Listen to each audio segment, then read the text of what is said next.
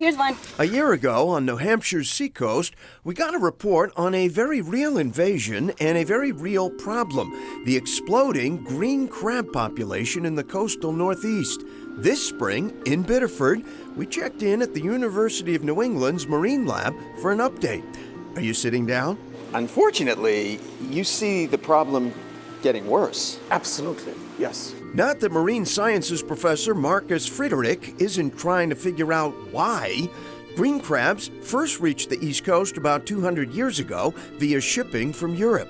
But today, with rising sea temperatures, They simply multiply in numbers which is pretty much unprecedented.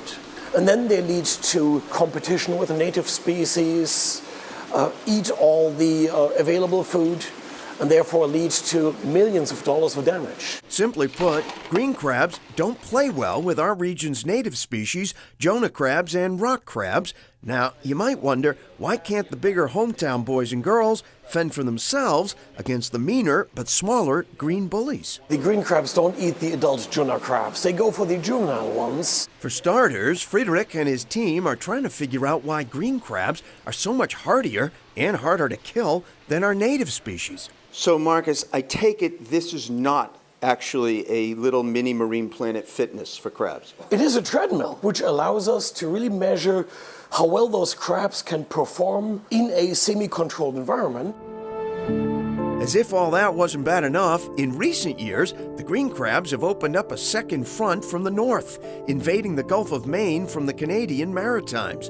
And these guys are way crabbier than any crabs Friedrich has seen before. It's kind of scary, but the really bad news is, if we think it's bad right now with the green crabs, in 5, 10, 15 years when all those Canadian crabs come down here, it'll be way worse. So these green crabs coming down from the Maritimes, they're not following the standard super friendly Canadian ethos. No, they didn't get the memo. The green crab scare aside, the University of New England campus is a good reminder that only minutes from downtown Biddeford lie stunning views along the water.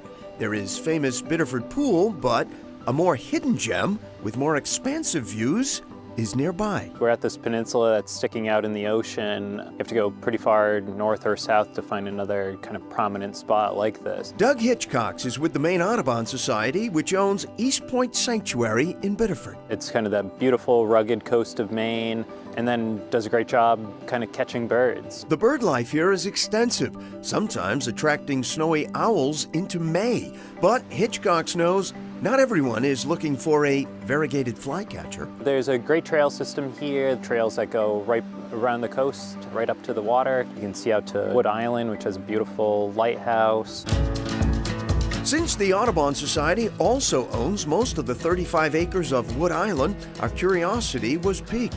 Our friends at the Marine Lab offered to take us out for a closer look. And with George Bruns of the Friends of Wood Island Light aboard, we made our way down the mouth of the river into Saco Bay and the Atlantic. Wood Island Light is one of the oldest lights in Maine, an island light. In fact, it's one of only 2 island lighthouses in Maine with regular summer tours, but this one might well have been lost. In 2003, it was on the list of most endangered lighthouses. The Friends of the Light, a chapter of the American Lighthouse Foundation, stepped in, fundraised, and completely restored the historic property to its look in 1906. Today, from July through August, the Friends ferry visitors 3 miles out to the light, where a boardwalk leads visitors to a truly unique destination. There aren't too many opportunities to be on an island, and to be out here, the view from the towers is spectacular. And a spectacular preservation effort for a special little island curiously close to the mainland. It's kind of amazing to think that when you're off in the lee of the lighthouse right here, that you're only minutes from downtown Biddeford, right? Well, you can hear the ice cream man going through Biddeford Pool while you're out there on the island. It's a great way to spend an afternoon or a morning out in a beautiful place in Maine. You just want to take it all in. And Wood Island Lighthouse is not scheduling tours at this time. They plan to resume when it's once again safe to do so. Coming up, it's a classic candy, but what's in a Needham?